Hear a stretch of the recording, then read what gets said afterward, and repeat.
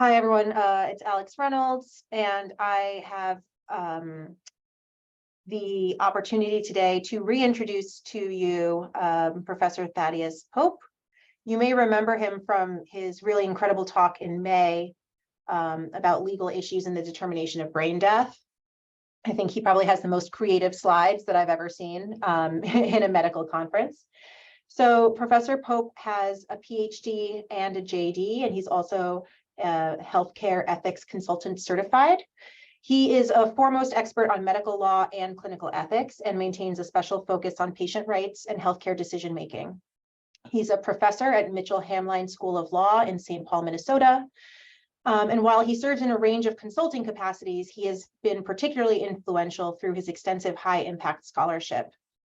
Ranked among the top 20 most cited health law scholars in the United States, Professor Pope has over 225 publications in leading medical journals, bioethics journals, and law reviews.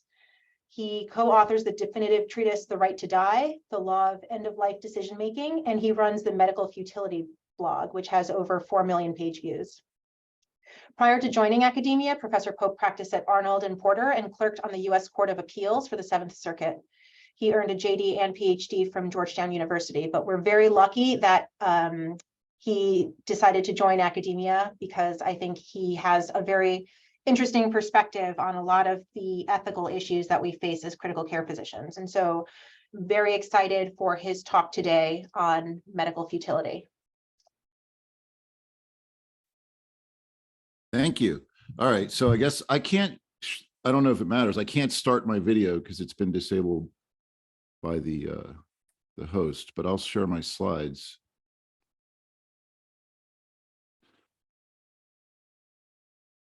Okay. Well, I can fix that. Give me. Well, I don't know if people need to see me right now. They're welcome to.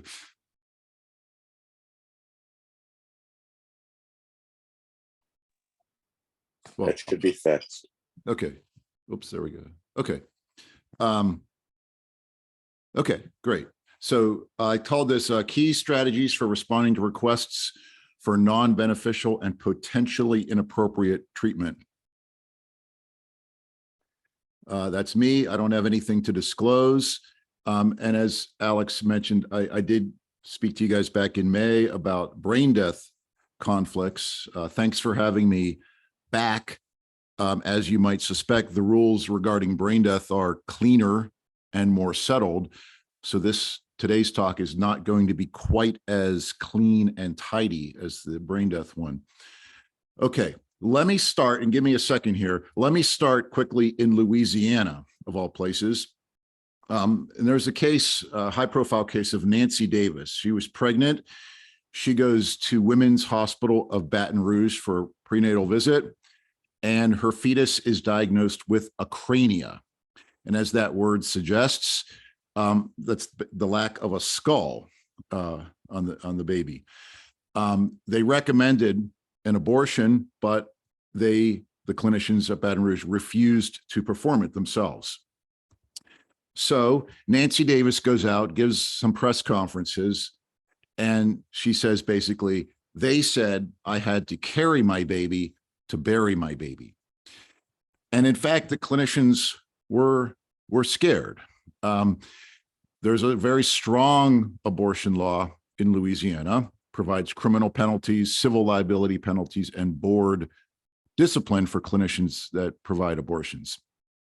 But importantly, it also has an exception for fetal birth defects. The language says, the abortion prohibition doesn't include an abortion when the pregnancy is, quote, medically futile. Well, when is a pregnancy medically futile? Well, the statute says when the unborn child has a profound anomaly that's incompatible with sustaining life. And you'd think that acrania would fit that. So why didn't Women's Hospital use the exception? Because they weren't sure it fit. Right? They weren't sure that acrania fit within the scope of what are considered medically futile pregnancies. In fact, the Louisiana Department of Health had issued regulations on this, listing 24 different conditions that all, are pre-certified as qualifying as a medically futile pregnancy. But acrania wasn't on that list. Now, at the end of the list, number 25, there's a catch-all and it says anything else, right? It's these 24 plus anything else, any other anomaly that's incompatible with sustaining life after birth. And again, you'd think that acrania would fit that comfortably, but the clinicians couldn't be 100% sure that acrania was in fact medically futile, right? John McEnroe, really famous in tennis, right, for challenging referees and judges about whether the ball was in or outside the lines, right? Clinicians way less willing, right, to challenge what's in or outside the lines. And the New York Times just a few days ago published this headline: while most abortion bans include exceptions like the one I just mentioned, in practice, very few are granted. And that's because the laws are a little bit ambiguous and there's a threat of penalties. So clinicians are unwilling to test those rules, use those exceptions. So let me just move from abortion to the end of life, which is where we are here. Well, there's no list here at all, like there is in Louisiana for abortion, right? You can't just type in a clinical profile and get an Apache score and it tells you whether or not it's appropriate medicine or inappropriate medicine. So clinicians are uncertain. And so what is the typical response? The literature is pretty well covered on this, that clinicians generally cave in, right? In 2014, the Medscape ethics report, this is like these big surveys of 10,000 clinicians. The question was, would you give life-sustaining therapy if you considered it futile? 65% of respondents said either they would or they might. At the end of 2022, same question, would you provide life-sustaining therapy at a family's request if you think it's futile? Now 85, went from 65, now 85% of respondents say, yes, I would or I might. And that's just one survey, but we have a lot of other data that confirms those sorts of results, that the general response is to follow the substitute decision maker instead of doing what the clinician thinks is appropriate. Just a couple examples. California Medical Association had a resolution where they said it is very common for physicians to provide non-beneficial treatments against their best judgment. And why, right? Why is this the status quo? Why is it so common? Well, the main reason is legal fear.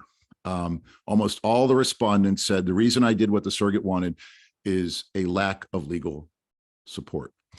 And just a couple examples. This is a Baltimore focused study. Some of the respondents in the narrative said, I'm ethically comfortable removing life support, but I have lingering concerns about being sued. Another one said, even a case that eventually gets thrown out, it's still a major stressor, time drain, and hassle. There's this threat, an implicit threat. Sometimes it's an explicit threat from the surrogate. If you remove the whatever, fill in the blank, mechanical ventilation, dialysis, I will sue you. And so to proceed, right, to contravene the surrogate seems risky, right? Like crossing this rickety old bridge doesn't seem like a safe course of action. And in any case, it's rather easy to cave in to the surrogate because the physicians typically round off. They're not going to be their problem after Wednesday, and the nurses bear the brunt of that. So you might just say this is one additional species of defensive medicine, right? Where you provide therapy, not because you think it's indicated, but just to cover your butt. Most of the studies on defensive medicine focus on sort of scans like CT scans, MRIs, and diagnostics like that, but this might be one additional species of defensive medicine. So the status quo is to cave in. People aren't happy about it, and it causes a lot of moral distress, but that is the status quo. So what I want to focus on this afternoon are some better responses. So just a lot of people start with this cartoon where there's a physician with a stethoscope kneeling at a tombstone and a widow standing behind him. And he says, I'm afraid there's very little I can do. And the reason this is apt, the reason this is an appropriate way to frame this is because the problem of medical futility is framed typically as a problem of surrogate driven over treatment, right? The surrogate won't consent to the comfort measures only recommendation, right? The clinicians are recommending comfort measures only, but the surrogate wants continued aggressive life-sustaining therapy. And at one level, futility is about line drawing, right? Distinguishing between what's appropriate medicine versus what's inappropriate, or what's advisable versus inadvisable, or what's proportionate versus disproportionate, or what's beneficial versus non-beneficial. We have a lot of vocabulary in this space, obviously. What's effective versus ineffective, or when is it neglect, patient neglect to stop this treatment versus when is it patient abuse to continue it, or when is something consistent with reasonable medical standards versus what's contrary to reasonable medical standards. The problem is the line distinguishing these concepts is fuzzy and gray. And I'm going to try to put it back and give it a little bit more precision and clarity. So here's the roadmap in 7 parts. Quickly, what is the prevalence of medical futility conflicts? What causes them, and how can we prevent them? Then, assuming prevention doesn't work, and now you actually have a conflict, what can you do about it? Fortunately, we can typically reach consensus between clinicians and surrogates. If not, we can get a new surrogate or perhaps a new hospital. And then if none of that works, can you withhold or withdraw treatment without consent? Okay, so the prevalence, this has been measured a lot. We could look at it from the perspective of intensivists or from the perspective of ethicists. From the perspective of intensivists, we have some measures, right? They generally report that the conflict in ICUs is in, quote, epidemic proportions. This is just one study. They asked 700 acute care clinicians, do you agree that non-beneficial treatment is a problem? 80% either completely agreed or somewhat agreed. Do you agree with this? Non-beneficial treatment is common among my inpatients. Again, 80% either completely agreed or somewhat agreed with that. And then famously, there was the studies published out of UCLA where their own ICU clinicians reported that 20% of the care they were providing in 5 of their 6 ICUs was either futile or probably futile. We could also measure this from the perspective of ethicists who report that this is a top healthcare challenge, right? It comprises a big percentage of ethics consults at a whole bunch of hospitals like Memorial Sloan Kettering, Loyola Chicago, the Sutter Health System, 1/3 of the ethics consults in the University of Michigan system. Mass General reports they have at least 2 futility cases every single month. And these numbers actually have been rising over time. And here's one big reason. If you look at this Pew Research study, where they assess the views of Americans about end-of-life medical treatments, and every few years they go out and they ask thousands of Americans whether they agree with this statement. Doctors and nurses should do everything possible to save the life of a patient in all circumstances. In 1990, 15% of Americans agreed with that. By 2005, 22% of Americans agreed with that. And in 2013, 31% of Americans agreed with that. So it's been going up. And if you drill down to subpopulations of respondents and focus just on Black Protestants or just on Hispanic Catholics, the numbers are way higher. And that's just one study, but it's confirmed by a whole bunch of other studies. There's like state-specific studies like this one in California, very, very similar. 27% say always do everything possible to save a life. So generally what we see is a lot of studies are reporting there's a significant amount of non-beneficial treatment. Many say too much non-beneficial treatment. Why? What's causing that? Well, obviously it takes 2 to have a conflict. So you kind of have to look at why surrogates demand treatment that the treating clinicians deem non-beneficial, and then why providers resist the requests of those surrogates. So just to look at the surrogate side of the equation, why do surrogates ask for this? A lot of it's due to misunderstanding.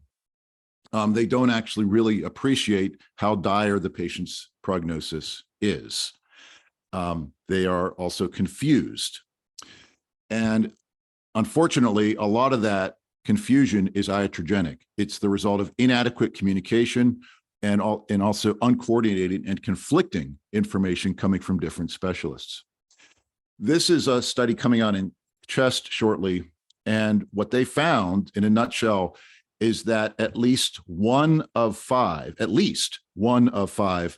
core elements of shared decision-making was missing from 95% of family meetings and they'd listened to the audio recordings of those meetings. Well, two of those core elements that were missing 95% of the time are, did the clinician explain the patient's medical condition or prognosis to the surrogate? And did they elicit or assess the surrogate's understanding, right? Missing, not done, right? So it's no wonder that surrogates misunderstand and are confused about the patient's condition. Another problem is mistrust. This is a recent hospice study, right, where only 31% of respondents said, yeah, I trust the US healthcare system. Only 18% trust the US healthcare system to put people's well-being ahead of profits, right? People are aware of the limits of prognostication. They feel more empowered to do their own research and question doctors. And mistrust is obviously especially pronounced among some communities like the African-American community. And then there's economic or financial mistrust.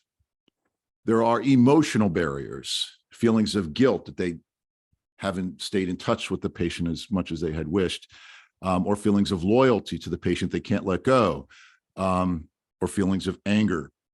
There are psychological barriers, feelings of stress, anxiety, depression because of the condition of their family member. And people feel sometimes that, look, if we could put a man on the moon, why can't we save grandma? The world mortality rate remains year after year after year at 100%, yet some feel that like King Canute, they can hold back the waves. Or like Winston Churchill, never give in, never give in, never, never, never, never. Grass is greener on the other side. Or they're just in denial, right? This is not a pipe. Or they just want to assert their autonomy.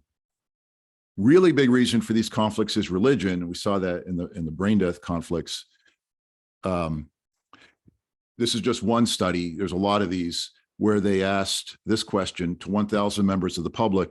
If the doctors treating your family member said futility had been reached, would you believe that divine intervention by God could save your family member? Nearly 60% said yes.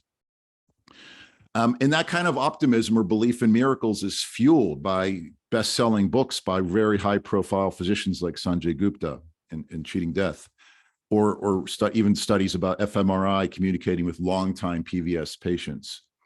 So those are just some reasons that surrogates demand non-beneficial treatment: cognitive reasons, psychological reasons, emotional reasons, religious reasons, and mistrust.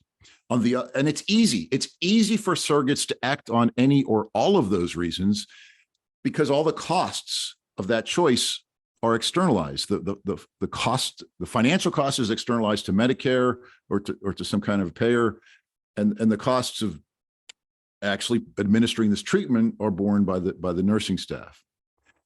On the other side of the equation, why do clinicians resist? Right, the main reason is they want to avoid patient suffering. Right, they really feel that in these cases that they are torturing the patient because the burdens of the treatment completely outweigh any benefit, if there is any benefit. And so these are just quotes from actual cases, right?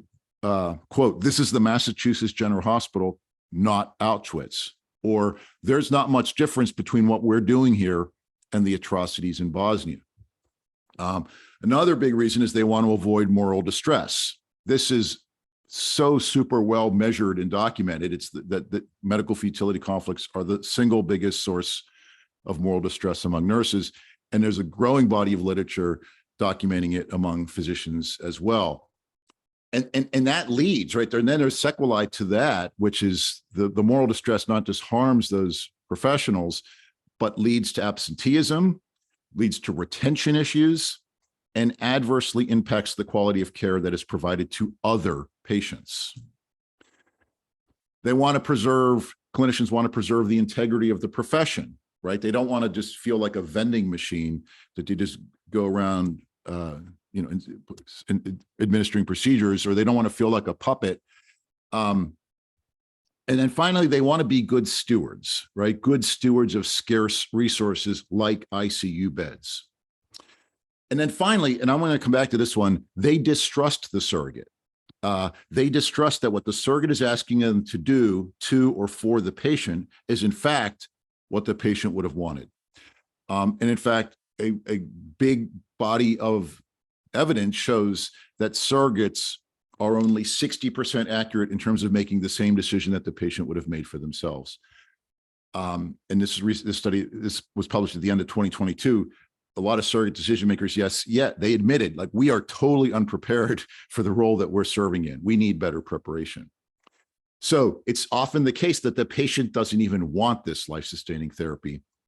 And to challenge the surrogate is in fact protecting the patient from their own surrogate. Okay, so those are some reasons that clinicians resist requests for what they judge to be non-beneficial treatment. So there's this gap between what clinicians are asking for, between what surrogates are asking for, and what clinicians feel comfortable providing. And we could reduce that mathematically by going back to this Archives of Surgery report, which asks, if doctors believe there is no hope of recovery, which would you prefer? 21% of the public said all efforts should continue indefinitely, but almost no professionals agreed with that. So that's the gap, or just one measure of the gap. So that's all relatively bad news.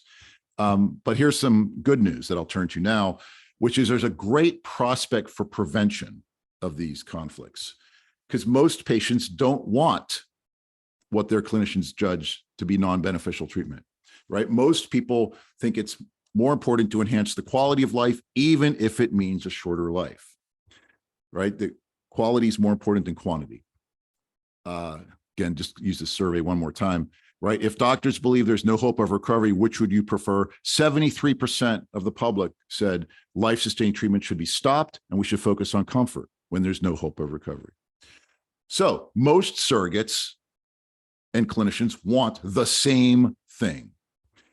So how can we help assure? There's a great opportunity for congruence. How can we help assure that congruence?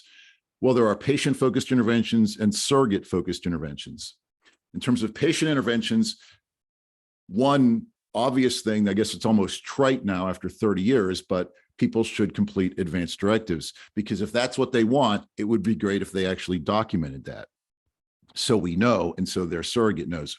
Or at least if you don't complete an advanced directive, at least do advanced care planning. There are surrogate interventions, a few of these. One is ensure that the surrogate understands the patient's prognosis. And one great way that's really underutilized is to use IPDAS certified patient decision aids. There's a giant body of evidence on this, but they're really underused. Just one quick example. This is one of the decision aids from Angela Volandes, right? Where if you just talk to the patient or surrogate about the code status, right? Just a short 3-minute short conversation, you get a fit on the left side, you see a 50% DNR consent rate. On the right side, the only difference is you had the same conversation, but those people saw a 3-minute video depicting CPR. And that's the only intervention difference. That short 3-minute video, you see the DNR consent rate goes from 50% to 80%, really big impact. Second, you got to ensure that the surrogate not only understands the prognosis, but they actually understand their job. What is the role of a surrogate? And there are some great guides for that, on how to do that. Third, often it really is effective to offer a time-limited trial to set the surrogate's expectations appropriately. And then finally, just in general, engage in better communication. don't ask open-ended questions, be a little bit more directive in these sorts of situations. This is one recent study, and this is the way that they tried to capture what they consider to be the status quo. The physician says, Mr. Smith, your wife is very ill. She suffered extensive brain damage when her heart stopped a week ago. It's unlikely she'll ever regain brain function. Intensive life support is keeping her alive, including medicines to maintain her blood pressure and a breathing machine. Now, the physician continues, her kidneys have failed as well. Should we start dialysis if her kidneys do not improve? And by asking it that way, naturally the response is from the husband, of course, doctor, won't she die if you don't? So there are a lot of tools now, like the Serious Illness Conversation Guide and others that help improve the ways in which ICU communication is conducted.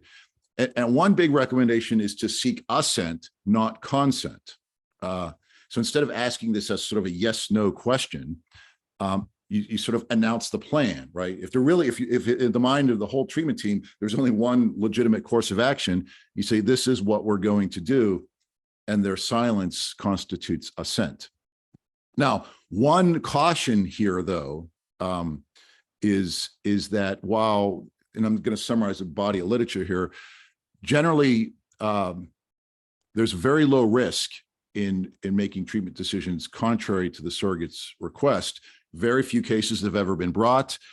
Most surrogates don't even want to sue because they're actually grateful that the clinicians took the burden of making those hard decisions off of their shoulders.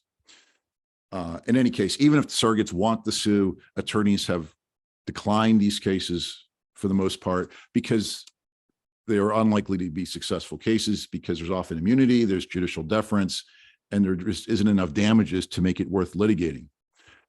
Anyway, so there's very few cases brought. In the rare cases where times that cases have been brought, providers have won the cases. This is all summarized in one of the California resolutions. No successful legal suits against physicians and institutions who appropriately invoke their futility policy. But the adverb is important, appropriately invoke such policies, because providers have lost one type of lawsuit regarding non-beneficial treatment or potentially inappropriate treatment. And that's when the legal theory is intentional infliction of emotional distress or negligent infliction of emotional distress. So those clinicians in those lawsuits, they weren't sued so much for withdrawing life-sustaining treatment without consent or over the surrogate's objections. They were successfully sued because of how they did it, the manner in which they did it. They did it in a secretive, insensitive, or outrageous manner. And that was the problem, right? So there are things that are sort of widely discredited in the literature, such as slow codes, show codes, Hollywood codes. This is just one survey where 25% of clinicians said, yes, I have withheld life-sustaining treatment on the basis of medical futility without the written or oral consent of the patient or family. But it's that second row that creates, I think, a legal problem, which is not only did the 14% of respondents do it without consent, they did it without the knowledge of the patient or family. And that is, at least given the evidence that we have, that's what creates legal risk, because people expect to be consulted in these sorts of consequential decisions, and therefore their emotional distress is foreseeable. So no matter what you do, it should be done in an open and transparent manner. Okay, so there's this prospect for prevention, more advanced directives, better training of the surrogates, better communication with the surrogates, but there are limits, right? Prevention is not always going to work. For one thing, most people don't have advanced directives. That's kind of a persistent thing decade after decade, and most people haven't had any conversation about their end-of-life wishes, right? This is the biggest study that was ever done on this. They reviewed 150, it's a meta study. They looked at 150 studies involving 800,000 people, and only 37% of Americans have an advanced directive. And that never goes up. In any case, even if you had better advanced care planning, some people really believe that they really want everything, no matter what. So if you can't prevent the conflict, How can you resolve it? Good news is you can usually reach consensus, right? And this is basically the focus of most hospital policies and most society guidelines, right? Engage in negotiation, engage in mediation.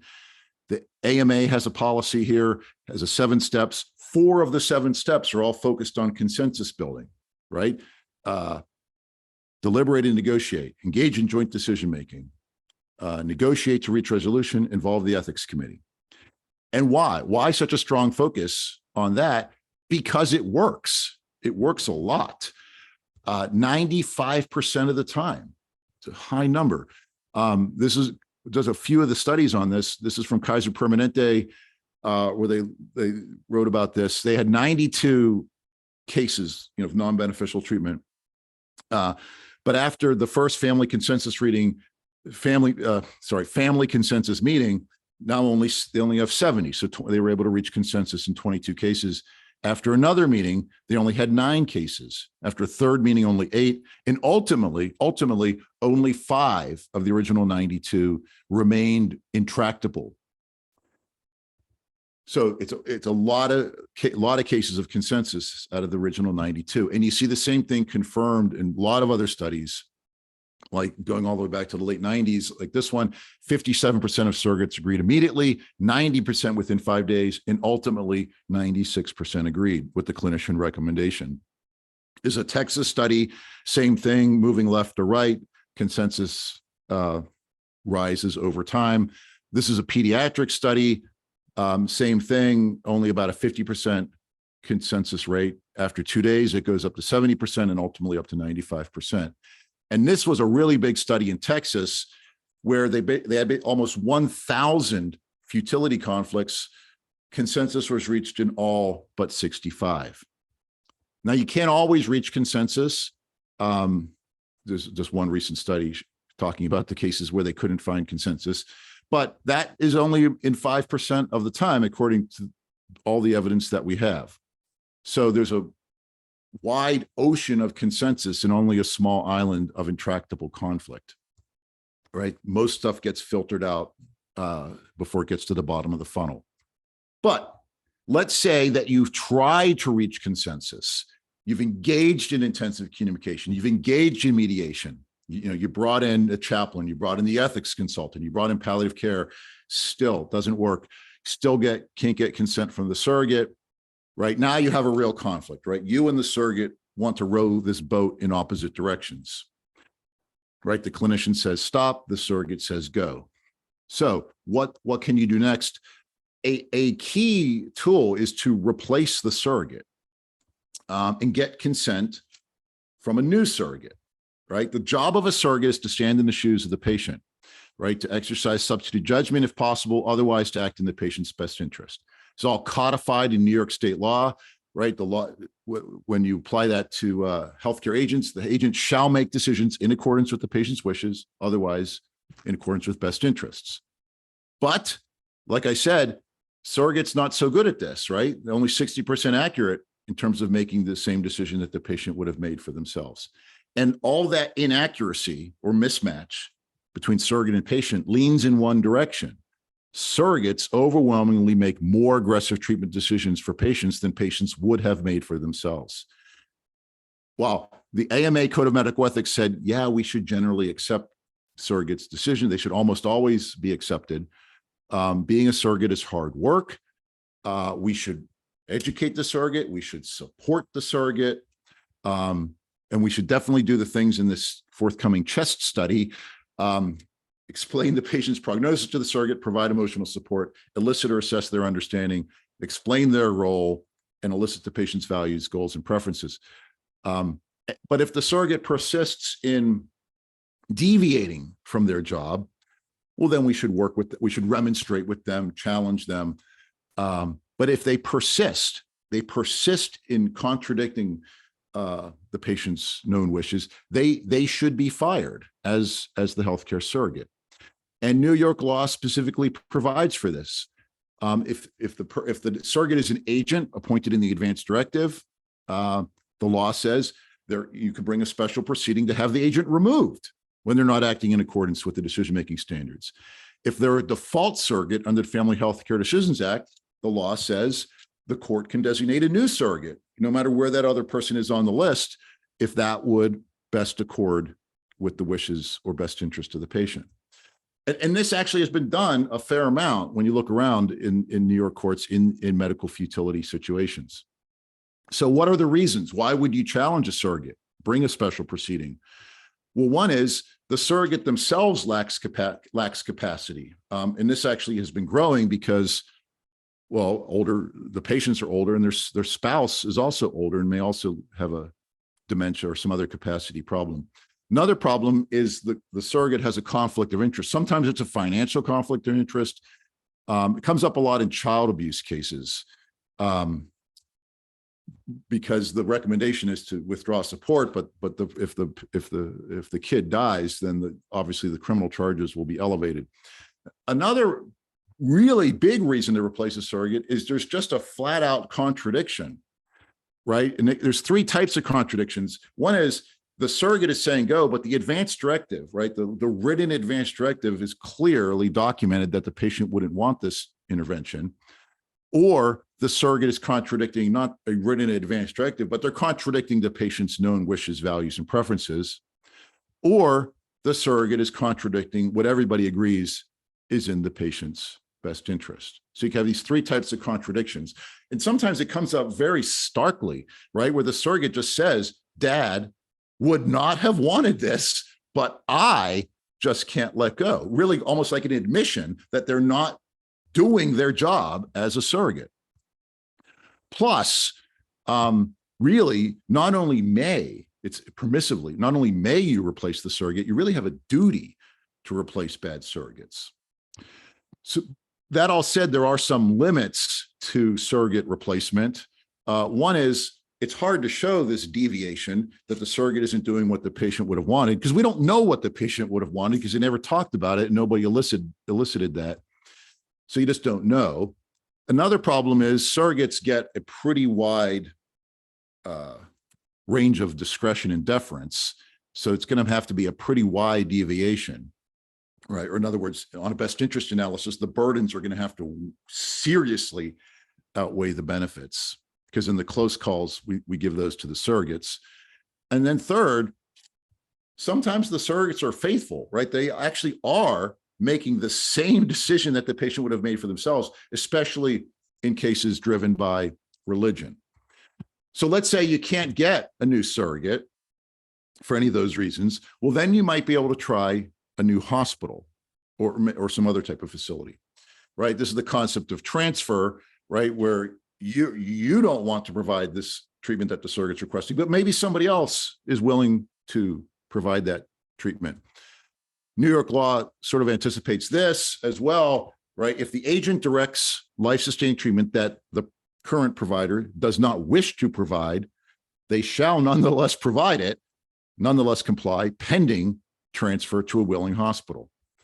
Now, that of course is rare because for the same reasons you don't think it's appropriate, generally others don't think it's appropriate either, but it's possible, it happens. We do make these transfers. For one reason, if you ever look at a Dartmouth Atlas study, you could see just how much variability there is in things like ICU care and even ICU, individual ICU clinicians, like massive variability. So in any case, transfer is strongly recommended in all of the leading professional society guidelines on this issue. It can rarely be found, but possible. But let's say now you can't get consent from the surrogate, you can't get a new surrogate, and you can't transfer the patient to another facility. Now you really have an intractable conflict. And normally the rule, of course, is clinicians should follow surrogate decisions. That's the default, but there are exceptions. So let's say that you want to decline to comply with a healthcare decision made by the surrogate. When can you do that? And I think that there are some easier cases, and I think it helps to start with the vocabulary. And this is what we call the 5 society statement outlines, I think, what is now the prevailing vocabulary here. This was supported by American Thoracic Society, Society for Critical Care Medicine, American College of Chest Physicians, American Academy of Critical Care Nursing and the European Society of Intensive Care Medicine.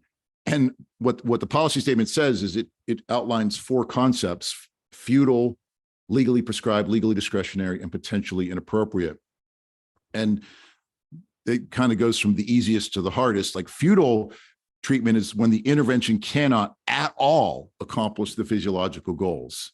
It's like a scientific impossibility, like trying to fill up a vessel that has a hole in it. You can't. The water will just leak out the bottom. So the examples that are provided in the policy statement are antibiotics for a viral infection, or antifungals for a myocardial infarction, or CPR when the patient shows rigor mortis or dependent lividity. Really extreme examples. We could add a few to this. So EMS have protocols that they don't even, they can even call futility, for example, in cases of decapitation. And last year we saw one other, I think, which might fit here, which is lots of patients' families asked clinicians to provide ivermectin in COVID situations. And almost always the courts refused to order clinicians to do that. And one court said not a single state has recognized a right to force a medical provider to provide medical treatment against their professional judgment. So futility, when we use that word, that's meant to be a value-free objective term, really a bright line category, but also rarely applicable to things that you see in the ICU. But if you ask, may clinicians stop life-sustaining treatment? If it really is futile, then the recommendation is you may and should refuse. So that's futility. The other category that the ATS 5 Society statement outlines is legally prescribed. So this is where you have treatment that might accomplish the effect desired by the patient. It's greater than 0%, so it's not futile. It might work, even if it's unlikely, but it's prohibited by laws, judicial precedent, or widely accepted public policies. And the examples here are the surrogate wants you to change the clinical profile of the patient to get them a higher match on the UNOS organ matching system. It might work to get them an organ, but it's illegal to falsify the patient's clinical data. Another example is they want you to get medical marijuana, but it's outside the scope of what the law considers legitimate indications, or they want you to get medical aid in dying drugs when that's not permitted in your jurisdiction or or they don't satisfy the conditions. If the treatment request is legally prescribed, then the clinician may and should refuse. So and then the other category that's relatively easy is legally discretionary, which is really just the opposite of prescribed, right? So while prescribed, it's a red light, like, hey, you may not provide this. This is a green light saying, yes, you may refuse these sorts of treatment requests. So this is when there's laws, judicial precedent, or policies that give physicians permission to refuse to administer them, right? And so the examples here are anencephaly. You don't need to provide anything other than comfort-focused care, or probably any of the other conditions that I started with in the medically futile pregnancy example. Another example is brain death, right? This is, again, the rules are settled. Once a patient is determined dead, medical support should be discontinued. Another example that is now in New York, a MOLST, you need to have the consent of the patient or the surrogate in Section D of a New York MOLST. But your neighbors in Vermont say you don't always need the consent of the patient or surrogate to write a POLST there. You see, there's another option, which is you can write it on the basis of futility, which is where the patient has imminent death in the next 3 days, or it won't prevent impending death. So may clinicians stop life-sustaining treatment? If it's legally discretionary, where there's some kind of rule that says that you may, then you may and should refuse, because it's sort of like predefined things that are outside the scope of appropriate medicine. So those are the 3 easier categories that the 5 Society statement outlines. What's left is the big category of, in the harder cases, of potentially inappropriate treatment. And this is stuff that has some chance of accomplishing the effect sought by the patient or surrogate. So it's not futile, it might work.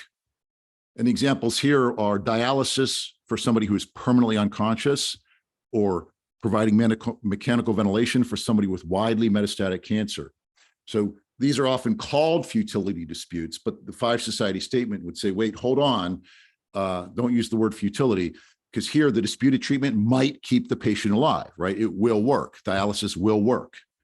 The question in these cases is not whether it will work. The question in these cases, is it worthwhile? Is the chance of effectiveness or is the outcome worth it? And that's not a medical judgment. That's a value judgment, which is why the Five Societies really added that adverb, potentially inappropriate treatment. They really wanted to focus on that adverb to remind the physician to say, you think it's inappropriate, but hold on, pause, and vet that judgment, vet and confirm your judgment, because it is a value-laden judgment. And they recommend going through these steps to do that. We don't have time to do that, but the key thing is get a second opinion and go to an interdisciplinary institutional due diligence. And that due process is first, it helps reach consensus, which, as we saw earlier, works a lot of the time, but it also helps assure that this is a carefully considered judgment. There are three key potentially inappropriate situations, I think, that are about which there is growing consensus. One is imminent demise futility, right? So that you have a patient with advanced metastatic disease, advanced multi-organ system organ failure from sepsis, right? This is a patient in active clinical deterioration. She might code, you can do CPR, and it's not futile because you might, in the way that the Five Society statement uses the word futile, it's not futile because you might be able to restart circulation. But for how long? The patient is actively dying and her death is impending and imminent in just hours. So that cardiac arrest is really just the start of an inexorable dying process that itself cannot be prevented. Another category is irreversible coma. The idea is, so there's no reasonable expectation that the patient's neurologic function will improve sufficiently to allow the patient to perceive, be aware of the benefits of treatment. So this was endorsed by the Society of Critical Care Medicine and a growing number of other national and regional professional societies. And then third, the category of when the patient can never leave the ICU, right? This is stated as there's no reasonable expectation the patient will improve sufficiently to survive outside the acute care setting. Again, SCCM recommends that, a number of others. I don't know about these in New York State, though. That's unclear, right? I think it's fairly clear that you could refuse futile, prescribed, or discretionary treatment. Not clear about potentially inappropriate treatment, even in those three categories that the SCCM recommends. So let me just wrap up. You obviously already see these conflicts. You'll probably see more of these conflicts. Can you withdraw life-sustaining treatment without the consent of the surrogate? Well, yes, if it's futile, meaning it's physiologically ineffective, or if it's prescribed and what the surrogate is asking for is prohibited by laws or rules, or if your refusal is permitted by laws or rules. In these categories, not so clear, that's uncertain. But fortunately, there are these other options, which is you can try to prevent these conflicts from arising in the first place with better communication and with better documentation of patient wishes.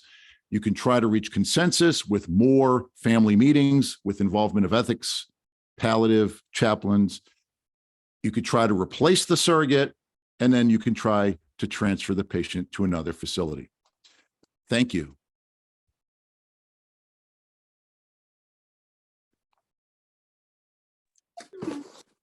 Hi, thank you so much. That was really, really great. We have a few minutes for questions. I just had two questions, if it's okay for me to start. The two questions I had are sometimes things that have come up in my experience a lot that I'm interested in are, one, for patients who have clearly documented their wishes of being DNR, DNI, or not wanting something, and then a family member, when they lose decision-making capacity, the next of kin then tries to reverse their code status and say, we want everything. Are we bound to go by their initial DNR orders if the healthcare proxy then reverses, or how would you resolve that? So that's a great question. It's really common, and based all the evidence I've seen is that 99% of the time the clinicians go with the surrogate, right, and ignore what you just described as carefully documented preferences from the patient herself. I think that the rules in law, in New York law, the rules in all the professional society guidelines, is the agent lacks authority, legal authority and ethical authority, to contravene the patient's own wishes and preferences. So I think that's a situation where the surrogate request should be resisted, unless they have a special reason, right? So they say she documented that anticipating situation X, but now she's in situation Y, which is very, very different. So in the absence of an explanation, right, a compelling explanation for why we should deviate from the patient's own first person wishes, I don't think you should. And in fact, it may be worth noting that there are a growing number of lawsuits, including in New York. There's 3 pending against Montefiore right now, where in other words, people say you didn't follow, right, for deviating from the patient's written instructions. So increasingly written advanced directives are being enforced. My second question is, Go ahead. sorry, Alex. My second question is for the patients. You had mentioned the soft codes, or however, being more problematic. I guess my question is, which is better if you think it's futile to, but the family is demanding that the patient have CPR? Is it better to do a round or 2 of CPR and then pronounce after not getting a return of spontaneous circulation, or to just say this is futile, we're not going to do CPR? So yeah, and I didn't unpack those, I guess. So the different concepts that are out there, the all these different words, right? Like a slow code means so you haven't written a DNR order, right? So you are going to do it, but slow code has been completely discredited, right? The idea is you're not really going to go to the bedside in any kind of timely manner, or a show code or Hollywood code where you pretend to do CPR, but you don't really do it. That also is discredited. What is, I think, supported in the law and in the bioethics literature is a short code, meaning you've arrived promptly, you administer as you normally would. It's just that you don't try as long because you're using your clinical judgment in the moment to say this is not going anywhere. So I think I think that's what I heard you just say, and I think that is appropriate, because that is, for whatever reason, people have drawn a big difference between making an ex ante judgment about writing a DNR order when you couldn't get consent for a DNR order. But generally, people have left discretion in the moment to the clinician who's there at the bedside as to how long that is appropriate. There's a question. Thank you so much. Yeah, there's a question from Dr. Matthew at Mount Sinai West. He asks, what is the process to replace the surrogate, and does it always involve the hospital's legal department or local court? So I let me just say, I'm not licensed to practice law in the state of New York, so I'm not going to, but my reading of the statute, I would, obviously talk to your own risk management or Office of General Counsel, is that it does require, because the statute specifically anticipates the need to replace an agent in the proxy law or a surrogate in the Family Healthcare Decisions Act. So it does look like you need to bring one of these special proceedings. And unfortunately, since I don't practice in New York, I don't know exactly the timeline for that, how quickly that can happen. Dr. Pope, just to expand on that, this is Joe Matthew. Thanks for your wonderful talk. I guess my question is, can it be handled at the local level, or does it really have to go outside the hospital? If you find that, the healthcare proxy does not have the patient's best interest in mind, or if there's conflict with other family members? Yeah, I mean, that's a great question. I mean, I think, this is the person that the patient picked, right? They picked that person. and presumably because they trusted them and they thought that person knows them best. And so to then say we're going to stop listening to you, I think is a very big decision. I do think that there are, given that the court process, no matter how fast it is, takes some time, that you could temporarily say, we're not going to do, we're not, there's a difference between firing somebody and basically, I guess, putting their authority on pause or hold until you can resolve the process. But that's a great question. And I'm happy to look it up for you. But I guess I think it's risky, is the way I read it, to all by yourself intramurally, just you, the ethics committee, and the lawyers deciding to fire a healthcare agent. Yeah, I think probably legal will recommend to go to court, I guess. Yeah. Similar to, I guess, guardianship and other processes. But I do think, like I said, if the agent is truly, take an extreme example, they have a psychiatric, some kind of, documented mental illness, right? And it's like ridiculous to listen to them, right? So I do think that could all be documented carefully, and in other words, you stop listening to them pending, pending the outcome of the lawsuit. So it could be both, right? I guess what I'm saying is, I don't know that I would just fire them and rely completely on the intramural process, but I would be comfortable using an intramural process pending the outcome of the judicial process. Thank you. There's one more question. I think hopefully we have time for one more. An anonymous person has asked, what are your thoughts on the practice of unilaterally capping care, for example, capping a vasopressor dose at some arbitrary dose, or not offering hemodialysis? Yeah.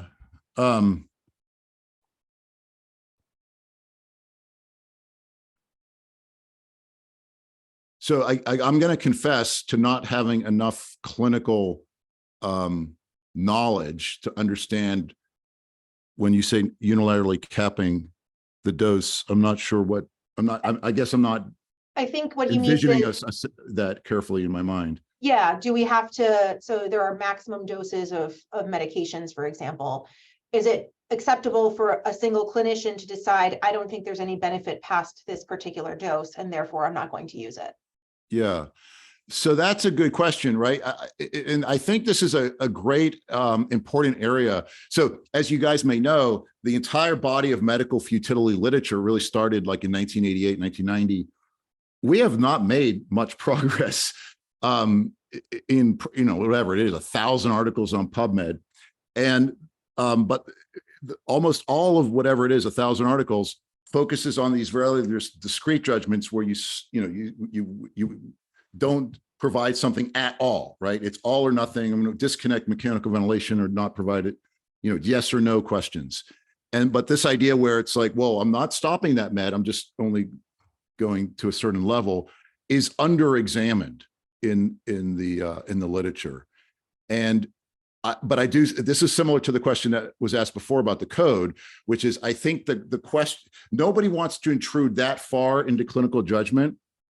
So you're not saying, I'm going to stop pressors, right? You're just saying, I'm not going to provide them to this level. And I think in general, we reserve that scope of discretion and judgment and deference to the treating clinician.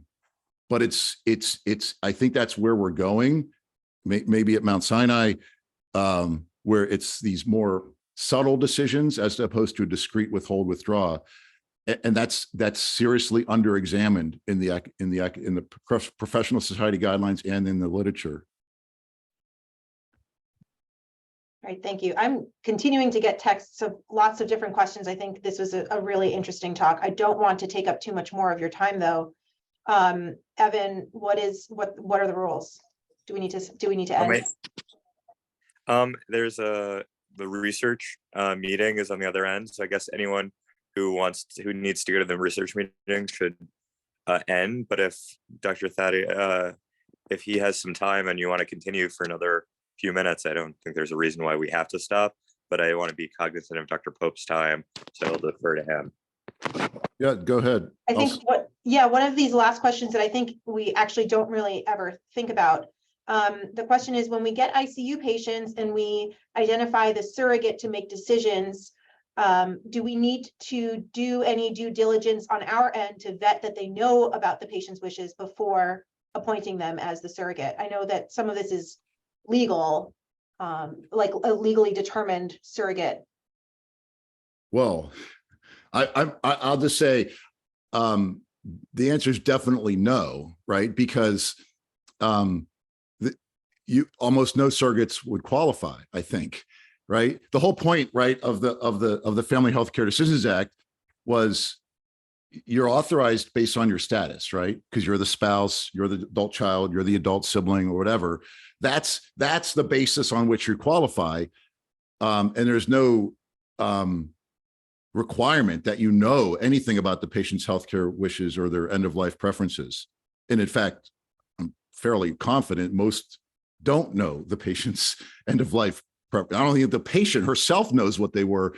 So, which is why the statute specifically anticipates that you're supposed to make the decisions on that basis, but anticipating that you're not going to be able to, that's why it then says otherwise make them inconsistent with objective best interests. Which in the good news there is objective best interests becomes a little bit more of a clinical thing, right? It's basically balancing benefits and burdens of treatment, where I think the clinicians, what the clinicians have to say carries more weight in a best interest analysis. All right.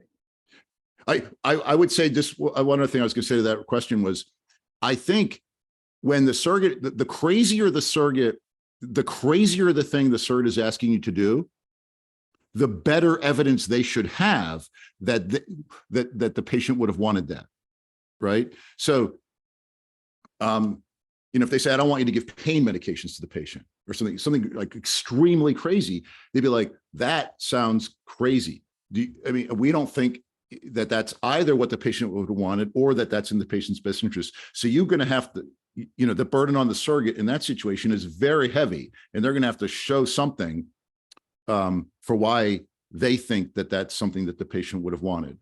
So in other words, so there's the evidence that you need to demand from the surrogate is heavier, the more unreasonable the request the surrogate is making. And hopefully the last question is, if the surrogates all don't agree with each other, so let's say there's 3 children, or more commonly 12 children who don't get along and don't agree, a lot of times there's a situation where the one child who has not been involved in the patient's care is the one who's kind of demanding everything, and everyone else who's been with the patient for a long time understands that this is the end.